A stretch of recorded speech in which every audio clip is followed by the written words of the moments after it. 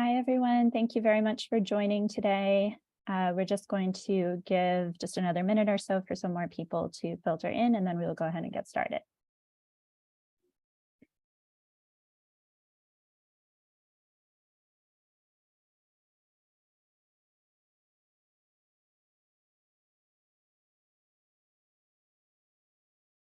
Okay. So good afternoon, everyone, and welcome to today's webinar, which is hosted by the Coalition Against Hepatitis for People of African Origin, which is also known as CHIPPO at the Hepatitis B Foundation, and the Multicultural AIDS Coalition. My name is Beatrice Zovich, and I'm a Public Health Program Manager at the Hepatitis B Foundation and the manager of CHIPPO. Thank you all so much for tuning in today. Today's webinar will be focused on hepatitis B and HIV screening, prevention, and management for African immigrants and refugees in the United States, including barriers to care and effective strategies for overcoming them. We'll have an opportunity today to hear from a diverse group of panelists who will share insights about the unique challenges faced by the African immigrant and refugee community in accessing appropriate diagnosis and care for hepatitis B and HIV in the US, and who will discuss the best strategies for reducing the spread of HIV and Hep B and addressing the epidemics in a holistic way. So we really look forward to this robust discussion. Next slide, please. Thank you so much. So before we get started, I would like to remind all participants that during today's webinar, all audience members are muted. We encourage you to use the chat feature to let us know who you are and where you're joining from. And if you have any technical challenges, please indicate your issue using the chat box, and we will address it as soon as possible. At any time during the presentation, you can enter questions that you may have into the Q&A box. Questions will be addressed by the panelists at the conclusion of the discussion, and this session is also being recorded, and the recording will be shared with attendees following the webinar. Next slide, please. Thank you. So just a quick overview of CHIPPO. So the Coalition Against Hepatitis for People of African Origin is a community coalition that's co-founded and led by the Hepatitis B Foundation. And we're composed of organizations and individuals who are interested in addressing the high rates of hepatitis B infection among African communities around the world. CHIPPO serves as a forum for sharing information and best practices and improving capacity to increase Hep B awareness, testing, vaccination, and treatment among highly affected communities. We currently have over 50 coalition members from across the United States and around Africa. Next slide, please. Thank you. And then just a quick overview about MAC. So the mission of the Multicultural AIDS Coalition, which is located in Boston, is to mobilize communities of color to end the HIV epidemic. MAC supports broader efforts to eradicate the conditions that fuel the epidemic, which include things like substance use, sexually transmitted infections, lack of access to healthcare, homelessness, incarceration, and discrimination based on race, sex, ethnicity, sexual orientation, and gender identity. And then Africans for Improved Access, which is a part of MAC, provides HIV and STI prevention, education, and support services to the African immigrant and refugee community in Massachusetts. Next slide, please. So before we get started with the discussion today, we just wanted to provide a bit of background information on an advocacy effort that we are currently working on in the United States, and that is to gain national recognition of National African Immigrant and Refugee HIV and Hepatitis Awareness, or Naira Day, as a federally designated health observance. So just to provide a brief overview of Naira Day and its history and context. So this day is celebrated annually on September 9th, and it was first created and observed by a group of activists in New York, Washington, DC, and Boston in 2014. And it's been celebrated at the local and regional level ever since. The aim of the day is to bring local and national attention to the health issues of HIV, AIDS, and viral hepatitis in African immigrant and refugee communities in the US in a way that is culturally and linguistically appropriate.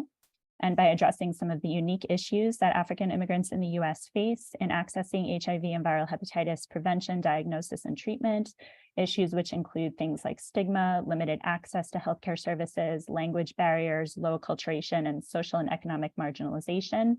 Naira Day uses awareness, education, and resources to empower communities to take charge of their own health and to dismantle stigma, and also provides a chance to encourage and advocate for policies and practices that promote healthy African immigrant communities. So with the rapid population rise of African immigrants in the US over the past several decades, it's critical to raise awareness among African immigrant and refugee communities, as well as among the healthcare and social service providers who serve them, about the increased risk of viral hepatitis and HIV/AIDS in these communities, the potential consequences of these viruses, and opportunities for prevention, diagnosis, and treatment. Next slide, please. Thank you. So we encourage you to help us in these efforts if you can. So right now we're working to demonstrate to the Department of Health and Human Services that there is widespread support for Naira Day. And to do this, we're collecting signatures from both organizations and individuals to support federal designation of the day. So if you're interested in adding your own voice or your organization's voice to this effort, we really encourage you to do so. And in a second, I will put links in the chat to sign on to our organizational support letter, as well as our individual petition. And I will also put the Naira Day website that we have so that you can learn more information about the history of Naira Day and what we are trying to do.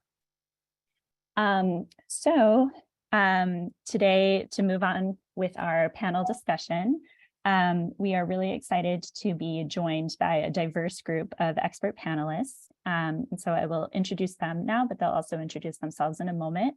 So they include Dr. Nettie Johnson of the African Cultural Alliance of North America, which is in Philadelphia, Lovely Joseph, who is a research coordinator at Mount Sinai Hospital and the Hepatitis Outreach Network Project in New York City, Sandra Ashford, who is executive director of the Hepatitis B Initiative of Washington, D.C., and one of our Just B storytellers, Bunmi.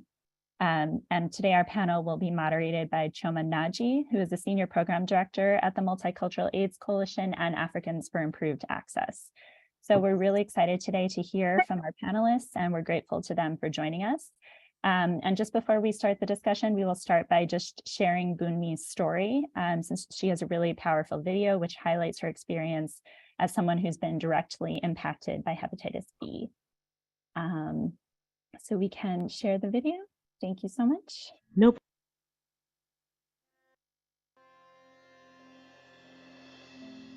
Nobody wanted to talk about it. His friend, who's a well-respected doctor, knew. But it wasn't something to be shared. It was viewed as taboo. A few years after our dad passed, when I was back home in Nigeria, I requested for his death certificate. That's when I found out for sure he had liver cancer. Before he died, my mom complained, "Your dad's not eating." By the time he decided to actually go for a checkup, he never came out of the hospital. He was gone, just like that. We were supposed to be a perfect family that never had health problems, never had to take medicines. How could this happen? No one wanted me to say anything about it. I felt like I was a bomb about to explode, and I was capping it in a bottle. I felt helpless. I also started thinking, I wonder who's next? I came to the US when I was 18. I know that some people in Nigeria, especially in the villages, believe there is an evil force that people can use against each other, leading to illness. In my family, we were not exposed to this kind of thinking. Still, sometimes I wonder if it's true. Maybe this is why people don't believe my father's cancer was caused by a virus, hepatitis B. Stigma is everywhere, rooted in this old belief. People don't think about the facts of how the virus is transmitted. They are afraid to even touch someone who has it. Some people in my community know they were infected with hepatitis B, but blood tests show their immune system fought it off, and they were fine. Others find out they have chronic hepatitis B infection, but do not understand the need for follow-up. In Nigeria, many people don't even want to get tested because treatment is either not available or costs too much money. They say, what's the point? In the US, the services are here. And I want to make sure that people of African origin know there are resources. I want to end this silence. Just be open.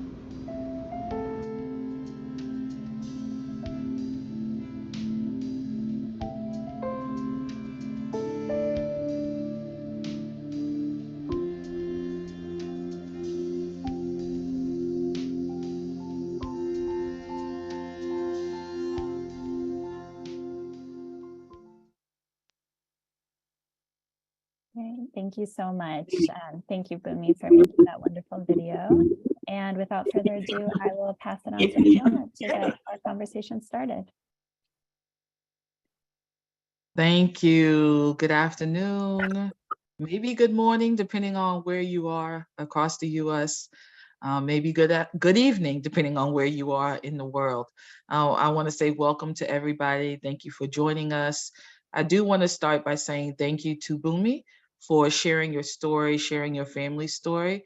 It's powerful, and I know in the work that I do every day, Africans being able to speak to each other in our community about these issues is really what is going to decrease stigma and really allow us to live healthy and access services here in the US.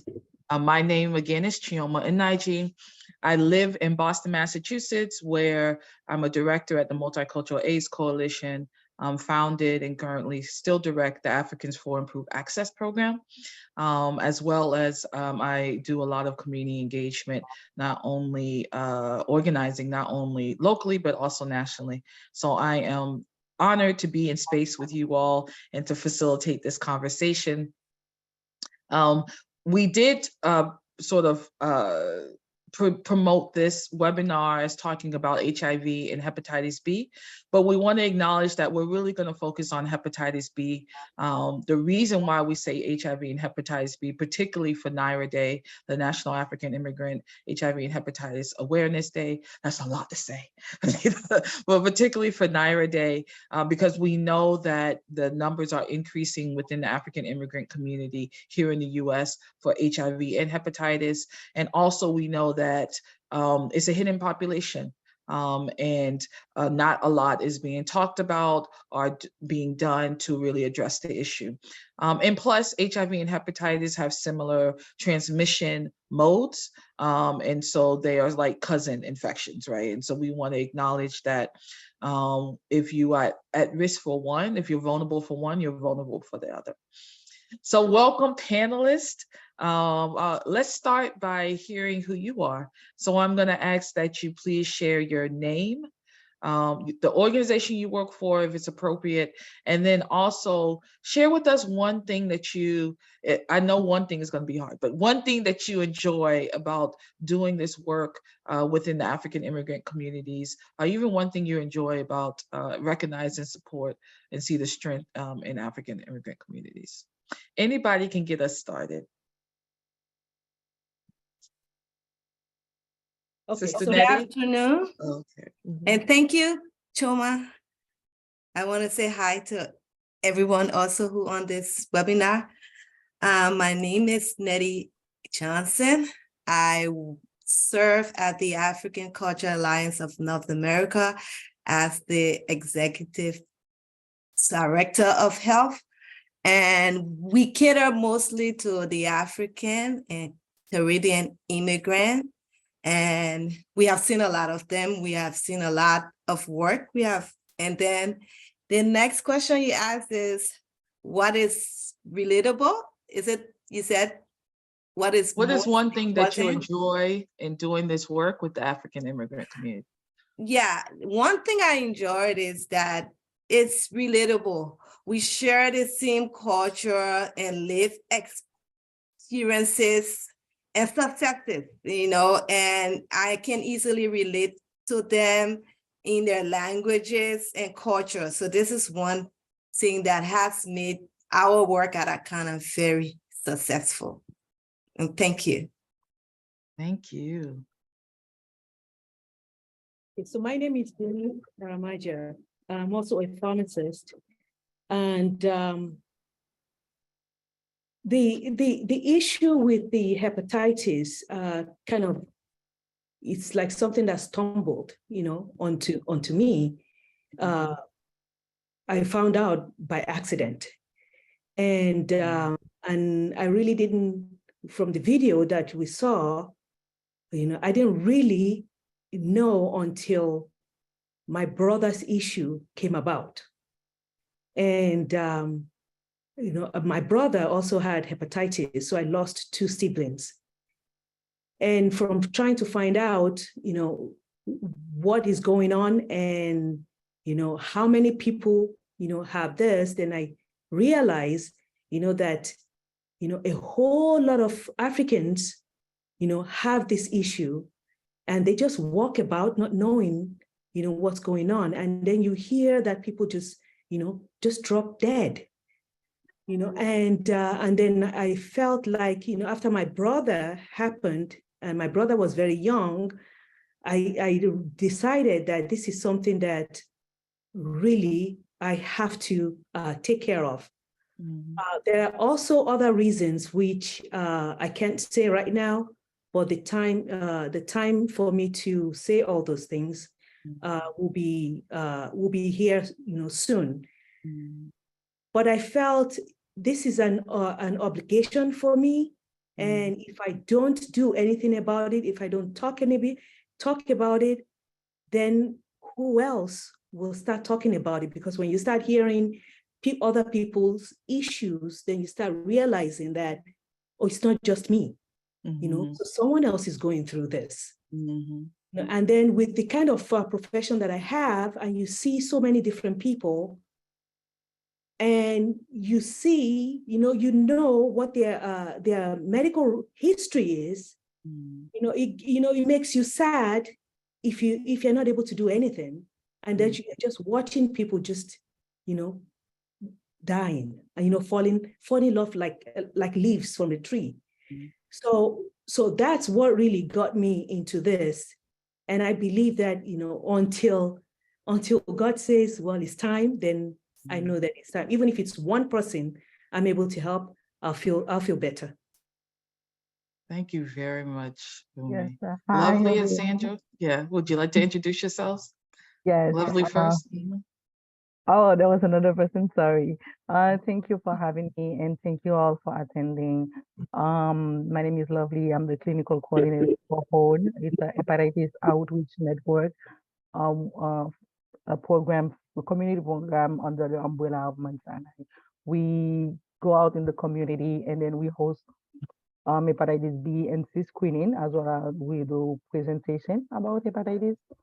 One of the things I enjoy doing this work, I graduated med school from Haiti. When I come here, the one thing that I missed was like serving my people, I would say. And that's something I found when I'm here in the community with African, with my cousin, with brothers and sisters. I've been really accepted and welcome. So it's the closest thing to serving my people. So I really enjoy being in the community, and I'm happy to be here.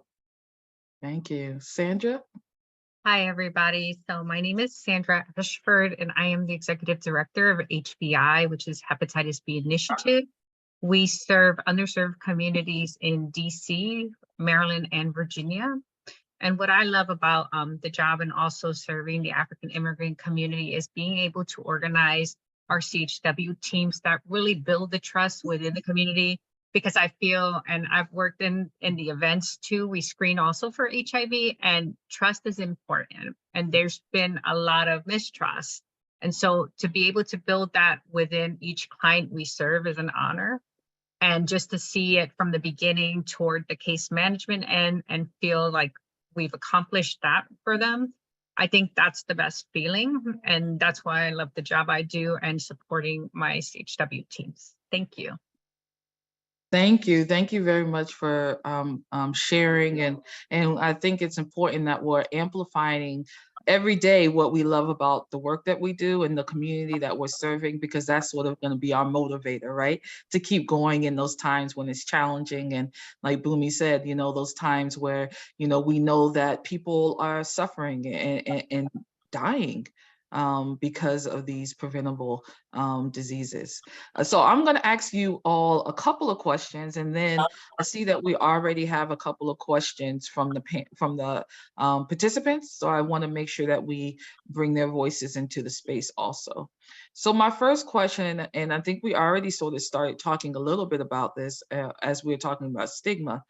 But my first question is, what are some of the barriers that you see when it comes to engaging African immigrants in hepatitis B prevention services and or sort of care and treatment? What are some of the barriers? And please share barriers as it relates to individuals, but also some of the systemic barriers that you all are seeing. And anybody can go first. Well, I can go first if that's okay. So I can just talk about some of the clients that we have served at our events. And I can just remember one client who had their test came up reactive. And the first thing the client was panicked, like, please do not say anything. I don't want anybody talking about me, and just because, and that would be the stigma. And so we try to reassure that client, like, don't worry, this is all confidential, and give them the support that they need, that this isn't, bad news. It's just like, we found something, we're here to help you. So I say stigma, and just worried about what others would think of them in their community. Yeah, I want to echo to that. Personal barriers, like individual barriers, are really the biggest part. But I want to highlight the role of the providers and the healthcare system in general, because like in doing this work, I found out that patients who are like positive and they have diabetes, they have a PCP, they have an internal medicine provider that they've been seeing, and then they didn't know they have that. So that's something we need to work on. If not all participants don't have insurance, don't have a PCP. Some of them do, but they never been offered the screening. They never been offered like vaccination or if like appropriate liver care. So I want to highlight that the role of the providers. Now what we're doing, it's not only raising awareness among the community, but as well as the providers, like push the screening, push the vaccine among the members. Yeah, and thank you, Lovely. I just want to add there too, in addition to stigma, lack of healthcare treatment, I also want to highlight the African. Most of them have this view on screening, their perception to health screening, where and they live, like in the past, it was not highlighted as much. They will only go to see a doctor if there was an acute issue, an incident. So that is a main issue that we have to address. And also, I was also looking at lack of knowledge and accurate knowledge, because people have heard about hepatitis B, C, and all of them, and they don't know exactly all the causes of it and prevention and treatment. So I think it's a serious issue. And then also the status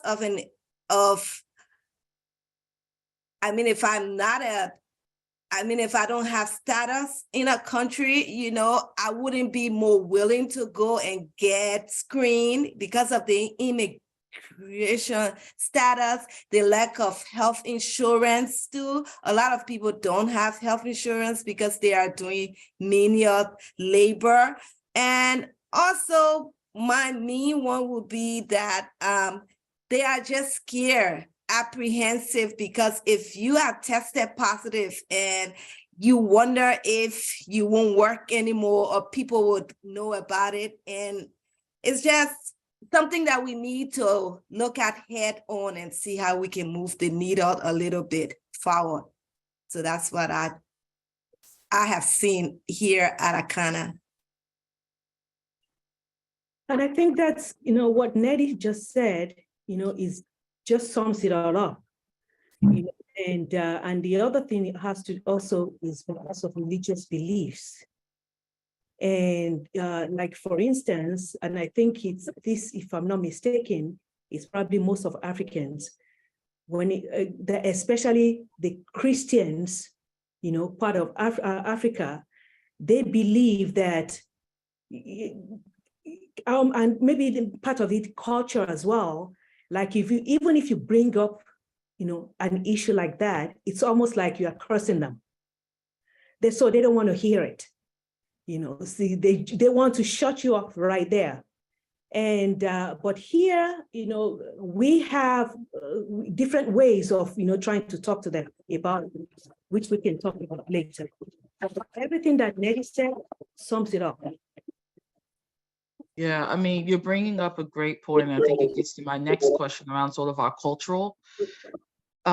cultural practices and beliefs. And one of the participants, webinar participants here, brought up the question around the use of herbs, right? And really thinking about what, in your own work, what are some of the ways that cultural practices and beliefs have impacted individuals being able to engage in hepatitis B services. And I want to amplify sort of how we think about culture mostly we think about culture as a barrier, right?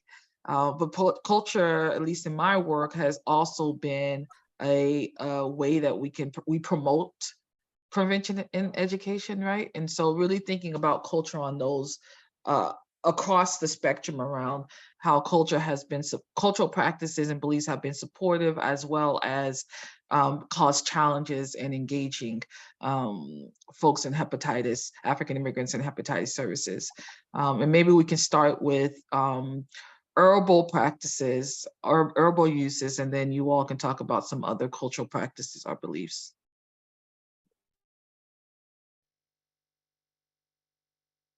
Herbal uses? Is that what you said? Yeah, Okay. Number one, I'm not a hepatologist, so I can't respond adequately to that. But we don't encourage herbal use. We don't, because we don't know too much about it. I know that in time when maybe the pharmacologists are doing all their research, they can come up with a pill or a drink that will respond, but we wouldn't encourage that at this time. But some of the cultural norms that I would see as a barrier, how we can overcome it, is probably the most serious one is the mode of transmission. That is like 90% of it in the African culture is through the sexual means, okay? Where even though you get it through other means, okay, but number one is through that means. It can be also transmitted through a mother to child, yes, but number one is sexual means of contact. And the culture and surrounding it is a little silent on sexual issues, okay? So they wouldn't want to be explaining it so explicitly to people, especially if you don't even know the culture.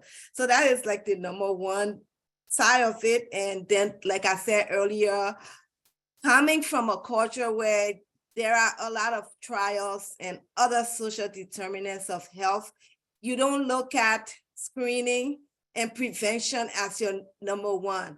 You only go see a doctor if there is an acute situation, a problem driven. So that's where you go. So let me turn it over to my other colleagues to also add to it. And thank you. Yeah, so what I would say also is, like Africans, they have so many things that they are worried about. And when they feel healthy and they feel they don't see anything wrong because of the lack of knowledge of what, hepatitis B is, they feel that they're fine, there's nothing wrong. But they have more problems than what you're telling them, it can happen. So they just brush that aside and wait till they have a problem. that is one of the main issues here. One of the biggest issues. They don't want to hear it because they don't have that problem now. I have more to deal with than what you're telling me now that I don't even feel. Yeah, I agree. And then the same thing is true for like an immigrant. When you move from a country to another, you have to adjust to so many things. You have to build a new life. And then so language barrier is important. Financial stability, that's what you look like too. But you're not gonna like care first about preventive care for something that you don't have now. You don't know if you have, and that's not symptomatic yet. So that's not a priority.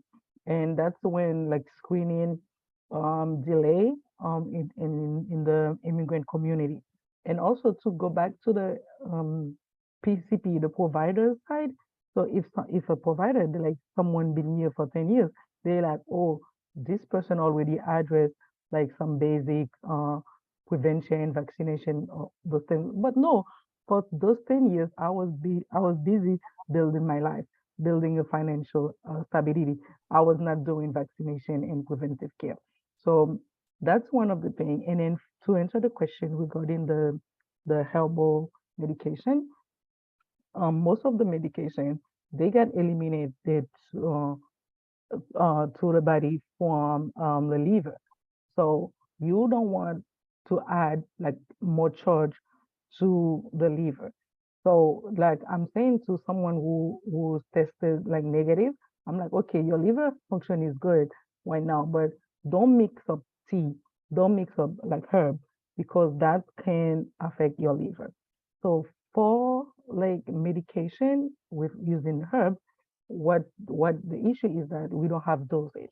So you're gonna give this person like a cup, you give like someone younger a cup, someone bigger, taller, the same cup. And we can see for like regulated medication, it doesn't work like that. Some kids, they have like acetaminophen 325, and then you have 500. So you cannot, everybody cannot have the same cup of tea to treat hepatitis. So we're not saying don't do it. What we say is like to encourage research so we can have dosage. And then also when you have the tea, it's like one chemical, one part of the tea doing the job. The rest is poison. So it's not purified at the same as like the medication, the pills we are doing, we are taking usually. So that's the risk there with the herbs. So we need to encourage research so we have the perfect dosage and purify the medication. Yeah, I mean, you're bringing up a great point around this need to encourage our African immigrant clients to talk to their healthcare providers, right? And really have these conversations around if they're taking something else, you know, herbs could be ginger, lemon, and lime, or it could be a plant that was shipped from back home, right? So if you're taking something else, really thinking about exactly what you're saying, Lovely, about their interactions. We want to make sure that we're, you know, making sure that the liver is healthy because hepatitis impacts the liver. But having those conversations with your healthcare provider, which we know is something that we need to advocate and build capacity within our community, right? Like, what does it mean to talk to your doctor? What does it mean to have those conversations with your doctor? Sandra, I see you shaking your head. In total agreement. I did hear of that, like in the clients, they do mention the herbs, and we do encourage them to speak to the providers. But the providers also have to be relatable to the clients. And I think that needs to happen more often. And that's why we try to connect providers that can relate to the community we're serving, because they, you know, some of them, they're scared to even get tested because culturally they don't want to know. They don't want to know that if it's bad news, they don't want to know. But we're trying to encourage them that this is in a holistic way. We're screening, like we also screen for cholesterol, glucose. This is overall health. So it's not just one. And I believe that helps with the stigma. But providers need to be relatable and culturally adept to the clients to understand them. And I'm Latina too, and my mom, like she, even connecting with her provider, we had to find her a provider, a Latina, because she felt more comfortable. And I think encouraging that within the community will also help this divide too. Thank you. Yeah, there was, I'll give you an example. I Mhm. had a customer, and I can't say the name, and I can't say the name of the prescriber. And that's where trust, comes in. Because, yeah, I'm a healthcare provider, quite all right, but there are a lot of healthcare providers out there that are really empathetic about the issues that we're talking about right now. And some of them, even if they know that one of their patients or clients, or customers have this issue, the way they react, that person can't even see anything anymore. And this is a healthcare provider. So that's part of the things, that's causing a lot of barrier, out there. If you're a healthcare provider and you took an oath to help a patient, and you have this reaction the moment you hear something, then that person can't talk anymore. Yes, that's an excellent point. I mean, and a lot of also what you all have brought up is sort of the experience of being an immigrant here in the US, right? There is narrative out there around immigration being a social determinant of health. We think about housing, we think about education, but your immigration status also determines what you have access to, right? And so really thinking about immigration as a social determinant of health, even weaving in language, weaving in what does it mean to have to come here and literally sort of rebuild your life, right? What does it mean to have to, in some cases, leave your family out of necessity, not because you want to, but leave out of necessity, and sort of struggle between living and thinking about both places, being here in the U.S. and your home country. So I really appreciate you all bringing up the complexities, because it's not just let's make sure the services are in an African language, or let's make sure it's much more complicated than just that. And so thank you for bringing up the complexities. So I want to go into talking a little bit about what kind of strategies do you think need to be in place in order to address some of the issues that you have brought up, at least minimize them, so that we can ensure our population, our community is accessing the needed services. So what kind of strategies either that you have implemented in your own work, or maybe sort of that wish list, that list that you're working on to develop and further create within your organization or within a bigger sort of healthcare system? What kind of strategies do you think we need to be implementing? I can dive in on that first. So for HORN, we are like a community outreach program. So we reach out to community leaders, and there's one thing I've seen, like mistake I see like other organizations do. Africa or African, they're not all Muslim, I would say, and then only doing outreach in mosque. That's not the only way to go. They are like social cultural organization or the faith-based organization. So to reach out. So that we have this diversity, and also willingness, ability to connect with the community. Your team cannot be like only foreigners, I would say. So you need to have members of the community in the team, and then also language, being able to connect with people through their language.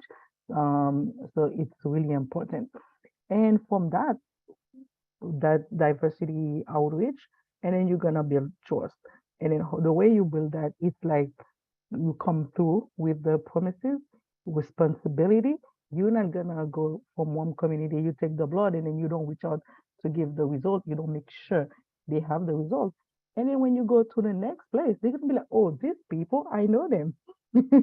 And that's how you have like discredit, and then so you need to be responsible. So that's how we build trust in the community, and the way we like navigate them. We do presentation about hepatitis, and after we do the screening. But the most important part of the program is the follow-up care. If they need vaccine, they have that. It's still free. And then follow-up visit at the hospital at Mount Sinai. We have a dedicated hepatologist for the program. We see our patients the last Friday of each month. So like we ensure like close schedule. They're not gonna be seen like in 3 months and everything. So like at least 3 to 4 weeks, meaning maximum. If the screening was at the end of the month, so they're gonna be seen next month. So follow up, and then also the on one thing also to help them getting insurance. We help them getting insurance, and then the program is kind of like a bridge to get them into the healthcare system. Once you get screened with us, you're not gonna be out there without healthcare. So that's how we do it, I would say, and it has been helpful. A lot of good nuggets there. I mean, I'm hearing sort of taking the ownership and the responsibility of being sort of a one-stop, right? So someone comes to you, that you're able to support around insurance, you're able to support around other services, and then making sure that individuals who look like the community and represent the community are a part of your staff. Great strategies. Sister Nettie, you wanted to speak? Yeah, I think I agree with everything that Sandra said, and Lovely too. I just want to make it closer to what we do at Akana. What we try to highlight mostly is so that we can assist these African immigrants residing in our area here, so that they can be able to see a culturally competent style of care. And that is, it involves the community engagement, the outreach, the events that we have online. But we also do monthly Zoom meetings where we have trainings on hepatitis B, on how to recognize all the symptoms where you can have care. But then we also add screening events at Akana. We try to incorporate all the other we do at Akana here. Also, we have legal and social services and health. Because if you only say you're coming over to do hepatitis screening, some of them have no idea on what you are saying, and they don't want to know. So at least if you have all of them in the door, and then you tell them it's here, we are doing screening. Are you interested in knowing your status? And even if you know your status, and if you have it, we can link you to a culturally competent care. So our end of the area is we have a medical consultant who train medical care people who are doing internal medicine, the hepatologists who already know their skill, but just to be able to work in a culturally competent manner. And then lastly, we have people that we call the game changer, who are the health navigators, okay? They form the link in between what we do over at Akana and what is happening in the community. These people are trusted messengers, women and men, and some of them have had hepatitis. There are so many Africans who have a family member who have it or who died of it. So they are more receptive to listen to these women and men.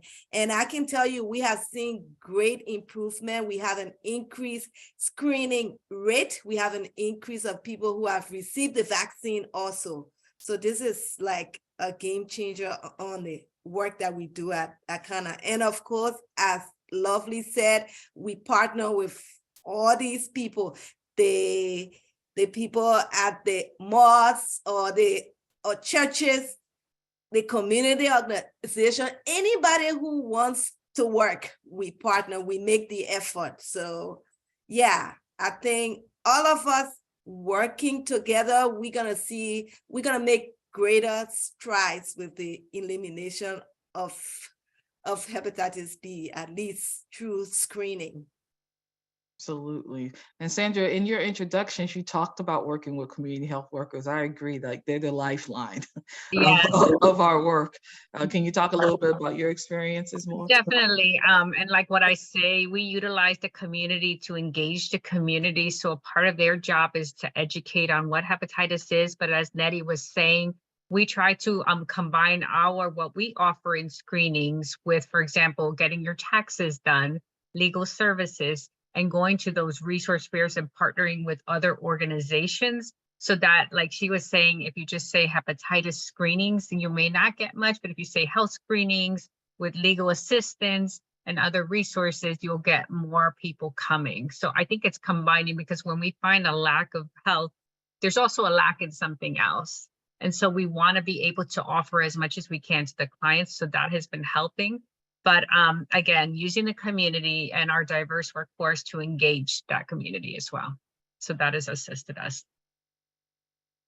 I mean, all of you are brought up sort of working with the community. And I want to dig a little bit more deeper into that, because I think, especially nowadays where community engagement can be trendy, right? It could be the thing to say and the thing to say that we're doing. I think people still struggle with how to do it and how to do it right. So when you say sort of working with faith organizations, working with African community-based organizations, talk a little bit more about sort of what does that look like? What does that relationship look like? What are those ways in which you're collaborating so you're being intentional on having a meaningful outcome? I think for us at HBI, what we do, for example, if we engage an Ethiopian church, so one of our CHWs who is from Ethiopia, she will go and speak to the pastor first, because I think you have to get the buy-in from the church and educate them on the importance, because some people know about hepatitis, but some people don't, and why it's important for their congregation. So it's building that trust. And that sometimes isn't just we'll go there one day and have an event next day. That might take a few weeks to build, because they're not like going to jump and say, okay, we'll have an event tomorrow, let's just do it. It takes time. So understanding that it just takes a little bit of time to build the trust within that congregation. And then when they say yes, then they're very supportive.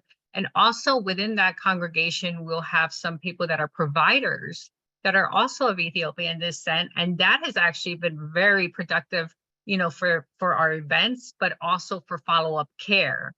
So that's how we get started when we decide, okay, this is the church that we want to have the event, but we have to get buy-in from everyone. So we take our time to build those close relationships. Yes, I mean, there's several things, good nuggets in there. First, taking your time, because relationships, even in our personal lives, right? Like relationships take time to build. And so we should, you know, be that cautious and that aware, even in our, you know, professional lives. You talked about taking time, about making sure that you're sort of talking to the leaders within the faith organization, but any community-based organization, and then utilizing the assets that are already there, right? Providers who are from the community, who speak the language. You know, African communities have assets. It's not just working with the communities that's at a deficit. And so recognizing that and building on those assets. Thank you, Sandra. Bumi, it looked like you wanted to jump in. So what I wanted to say is, you know, with the community outreach and things like that, what I noticed that has helped a whole lot also is those stories. Like even sometimes when I'm at work and I see, or even anywhere, and I see, you know, I'm in the midst of Africans, and what I do is, you know, I just, you know, I tell them about this video, you know, and, you know, and they will ask you, of course, what video, you know, and that's one of the great things that Hep B Foundation really is doing, because those videos are very powerful. So sometimes when I will just tell them I'll send you the text. It's just like a 3-4 minute video. And then I'll put on the bottom of it that, the statistics of how many people in the world and how many Africans, have this. It's something to watch. Most of the time, I get a call back and they want to know, what test do I need to go and do? It works a lot. Even when I'm at the pharmacy and I tell them that, it works a lot. And then I tell them my story, they call me and find out, what test do I need to do? Even some want to get the vaccine, but I don't give them the vaccine unless they go and do the test.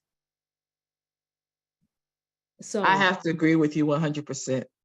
Your story, bright story, I've used in my own work as a way just for you, exactly what you're saying. Like, people need to be able to have a personal connection. And then they're like, oh, if it can happen to someone who looks like me, who's from, the continent, then it could happen to me also. So the stories that you all have done and the vulnerability that you show in those stories, I am thankful, because it's definitely helped my work a lot in getting our community screened. What other ways or strategies what do we need to be thinking about as we continue to build those community relationships? Lovely, I know you talked about you all's connection with faith-based organizations and community organizations. What is making it work from your Yeah. perspective? So we reach out to the community. We go out like in person, and we meet like Sandra said, like we take the time to build the relationship where we educate the pastor first, or the priest first, and imam, and so sometimes they already like into it, they like welcome it, but we don't assume. And then if we have to show them our educational material, so they can validate it first, and now we can go ahead and go in front of the community and take it from there. But what I'm saying is like the ownership, like the trust, and also to echo when we have one of our participants who have shared his story with Hep B Foundation, and then sometimes he go out we in outreach event with us, and then after he show like his video or talk to participate, we saw like members like who didn't think on getting screened. They were in the corner, you didn't see the engagement, but after that um they get screened, because it's not only the people who are, I would say, like who have less. Sometimes it's a person who's a professional, someone who's doing well with their life, and then the person is sick with the disease. So they're like, okay, it's not only because I'm illegal, I don't have a legal status here, that's why they want to test me, but this person had been tested and he has his life together. So like having someone the community already chose, and then take time to build a relationship with them, that help a lot. Thank you. Thank you very much. I mean, this has been, for me, definitely informative panel, hearing you all's experiences and you really sharing, I think, some effective strategies and things that people can take with them and think about how to implement immediately tomorrow, right? And so I hope that it's also been beneficial to our participants on the webinar. We have a couple more minutes. I wanted to give you all an opportunity. If you want to say, if you have any closing thoughts, anything that you just want to reiterate and emphasize for us in relationship to our topic today around hepatitis B and African immigrants. Any last words that people want to share? And I will say something. And what I'm going to say is that I want to thank Hepatitis B Foundation. They really do a whole lot, and they actually made me come out of my shell, because I'm a very reserved person and someone who really doesn't talk much. But this is something that was boiling in me when I found Hep B Foundation. And when it comes to anything about liver disease or hepatitis, when I hear things like this, it's if you don't see me talk anytime, these people see my eyes, and they really have helped me to actually share my story and share what's bothersome, for me. And I'm someone who, I don't like someone else getting hurt. And that's part of the reason I got in my profession. But they really have escalated that for me.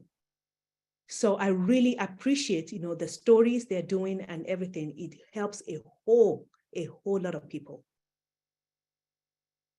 I thank everybody also, for what you're doing, because a whole lot of people are being reached with this, and a whole lot of lives are actually being saved. Thank you. Yeah, I just want to jump in and say the same thing you said, re-echoing that. We want to thank the Hepatitis B Foundation and for all the work they are doing and they will continue to do. And believe me, you are making a lot of strides. More people are being seen, more people are being screened, more lives are being saved. But I just want to add one thing that it will be very serious, and that we add is to create more collaborations. That means to work with more CBOs and provide all the resources needed, because we can say all of these things is great, but starting to do the implementation, it takes a lot of resources and time and community buy-in. Yes, as we heard earlier, it takes time to do that. You have to have a town hall, engage people, even in writing a grant, a proposal, you got to have that buy-in. So that's how you know that it will work. So I just encourage everyone who's listening, say, we are really happy that you are on today. And thanks also to Choma for serving as facilitator, and Beatrice also. And thank you. I think that's a great way to end our time together. I'm going to throw it over to Beatrice so she can close us out. Thank you again, ladies. I had a wonderful time having this conversation with you. Yes, thank you so much, everyone, to all of our panelists and to Chioma. We really appreciate your time, and this was such a robust and valuable discussion. So thank you very much. I know that there were, I tried to type out answers to some of the questions in the Q&A box that might not have been addressed, but we will share, I can put you in touch with any panelists if there are questions that remained unanswered. So thank you so much again to all of our panelists and to everyone for participating in today's webinar. And we hope that you found it an informative and valuable experience and that you can apply some of this information moving forward. Again, a recording of the webinar will be emailed out to all attendees. And we encourage you to visit our websites to learn more about our organizations. So in the chat, I put the CHIPO and MAC websites. And if you're interested in learning more about CHIPO or joining the coalition, you can also feel free to reach out to me. And if you have any outstanding questions, I put my email address in the chat. The links and email address will also be sent out with a webinar recording as well. So thank you so much again to everyone for joining and to all of our great panelists. And I hope you all have a great afternoon. Thank you. Thank you so much. Thank you. Thank you. Bye. Take care. Bye. Bye.